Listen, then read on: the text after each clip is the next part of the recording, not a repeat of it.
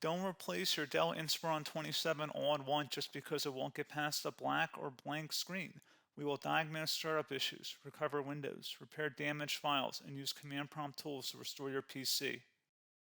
A lot of errors pertain to this problem, and we're going to go ahead and jump into what should hopefully be a pretty straightforward process, guys. And we're going to go ahead and jump right into it. First thing I'd recommend doing would be to actually go ahead and boot to the troubleshooting utility on Windows 11. So if you do a hard power off 3 times in a row, Windows should automatically attempt to launch the startup repair utility. And if it doesn't find anything, it will give you the option to select advanced settings, in which case it will take you to a screen that looks like this.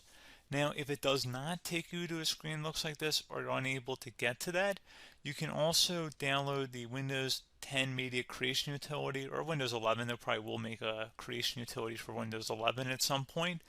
And it doesn't really matter, you can actually run the Windows 10 utility on Windows 11 as far as I'm aware. And you should be able to run the troubleshooting utilities built in within it. So you just would go ahead and download it to an ISO file and then burn it to a DVD or USB. It'd have to be about 4 gigabytes or more. It couldn't be a small USB flash drive, and it couldn't be a CD. It'd have to be a DVD.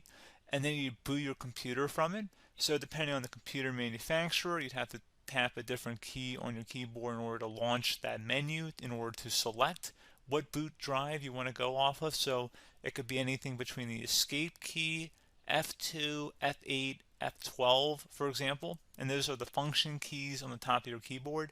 So you may have to just do a little bit of trial and error. Shouldn't take you more than a couple minutes. Googling it would probably be best before you even begin. But anyway, we're ready to go ahead and jump right into it. So we're on the choose an option page. So these will look very similar whether you're booting from it directly within Windows itself, or if you're plugged in a USB flash drive with the media creation utility installed and you selected the recovery option. So when you are setting up your Windows 11 installation or Windows 10, depending on the drive you're using, there should be an option to repair your computer in the bottom left corner of the dialog window, one of the first screens that comes up. You go ahead and select that, and then it would take you to a troubleshooting screen like you see here. And you want to go ahead and select troubleshoot, reset your PC, or see advanced options. And then there are going to be a whole bunch of options in here that we're going to explore in today's video. The first one, we're going to actually go underneath advanced options, and then select startup repair, fix problems that keep Windows from loading. So go ahead and select that first.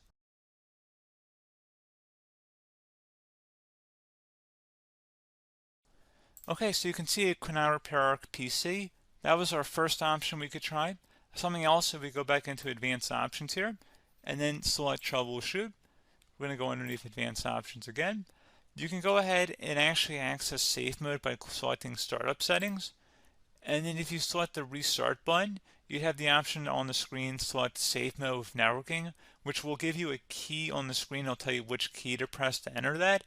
I believe it's the F7 key. It'll do that for you. I'm not going to go over that in today's tutorial because I don't really want to go into safe mode, but you're more than welcome to attempt that by going into here and then selecting restart. Again, it'll launch another screen. It'll say what key do you want to press, and it'll give you like 7 or 8 different options, and you want to select safe mode with networking. There's also an option for a command prompt too, but that's going to be something we're going to cover later in this video, and we don't even have to go through that in order to access it. So that's why I'm not going to really push for that, because unless you know exactly what's causing the problem, you probably don't need to go into safe mode. Unless you're trying to recover files, in which case then you definitely can go into safe mode, but we're trying to actually recover our computer here. So I hope that makes sense. Something else we can also try here as well would be to uninstall updates, remove recently installed quality or feature updates from Windows. So if you go ahead and select that, you can uninstall the latest quality updates, which generally is the more day-to-day updates. Feature updates are the less regularly released ones, like the big ones. I would equate it to service packs in like Windows 7 and Windows Vista and Windows XP. So larger updates that occur once or twice a year at most. And the quality updates are more just a regular update. So probably obviously depend, it'll take longer if you're going to try and uninstall the latest feature update versus quality update. And maybe you don't need to go back that far. So just giving you guys a couple of pointers with that. Something else you can also look at here, and we're going to jump into the command prompt in a little bit, but you can select System Restore, which will use a restore point recorded on your PC to restore Windows. And this is something I would highly recommend here, guys. So select next. Assuming you have a restore point saved on your computer, you go ahead and select the most recently created one, and you'll select next, and then you'll select the drive. You shouldn't actually have to select the drive. You can scan for affected programs, but we're going to keep it all default here, and then we're going to select finish. So once started, system restore cannot be interrupted. Do you want to continue? I think we're going to select yes. I don't think we have anything better to do on our computer right now, so just give it a moment here to initialize. It will take a couple minutes to run, obviously depending on how large your hard drive is and how much is saved on the system restore point. So just give it a couple minutes here.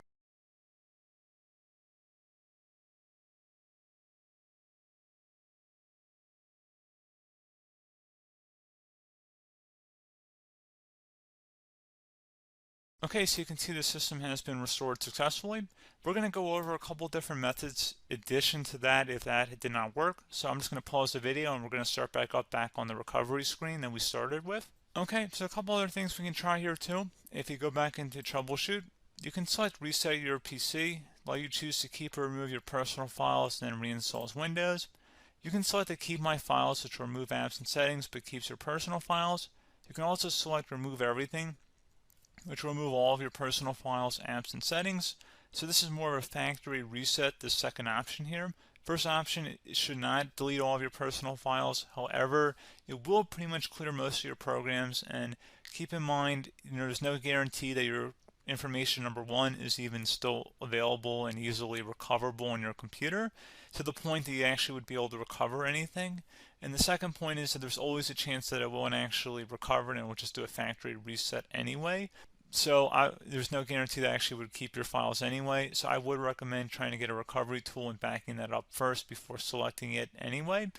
But again, those are a couple different options. And then something else you can try here if you go back to the choose an option. Another option, if you go underneath choose an option and select troubleshoot, advanced options, and now select where it says command prompt. Okay, so the first thing we should do is type our main hard drive here. In most cases, it should be the C drive. So you just do a C colon and then hit enter on your keyboard. So once you're underneath the C drive, we're going to type in dir and then hit enter on your keyboard. It should have program files, users, and Windows all in there. That's how you know you're in the right directory.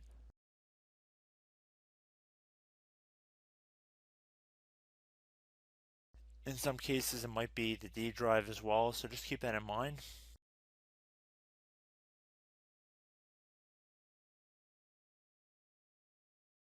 Next thing we're going to do is type in cd space / Windows / system 32 / config,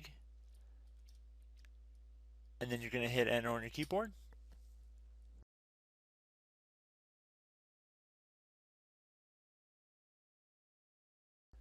So now you're going to type md space backup.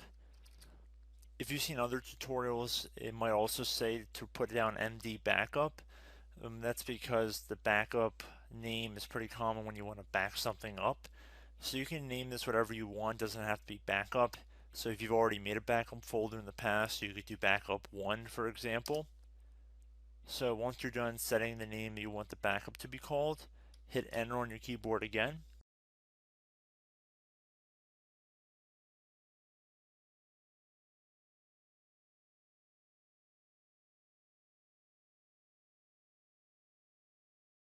At this point you want to type copy, C-O-P-Y, space, then you want to do the star symbol above the 8 key, then do a period or a dot, whatever you want to call it, then another star sign, and then another space, and then type backup, and then hit enter on your keyboard.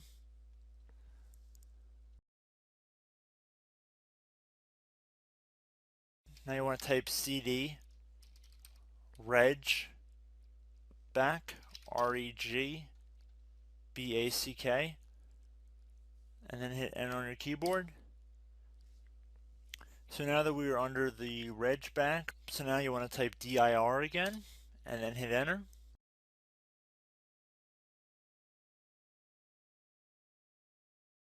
So now at this point we're going to type copy again. So copy, space, $, dot, another $, space, and then 2 dots. So we're going to type copy, space, $, dot, sign, $, dot, dot, and then hit enter on your keyboard again. So for overwrite, you want to overwrite all. So type A on your keyboard, so capital A, and then hit enter on your keyboard.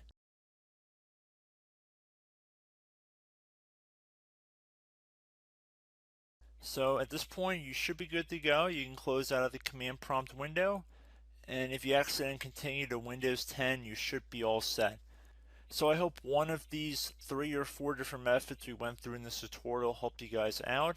Again, I'm not sure if you guys heard me earlier, but try to go back into your safe mode if possible and uninstall any programs you know might be conflicting with the Windows startup if you can get into safe mode. So just keep that in mind. Something very simple like that could be blocking up everything. So again, I hope this tutorial helped you guys out, and I will catch you in the next tutorial. Goodbye.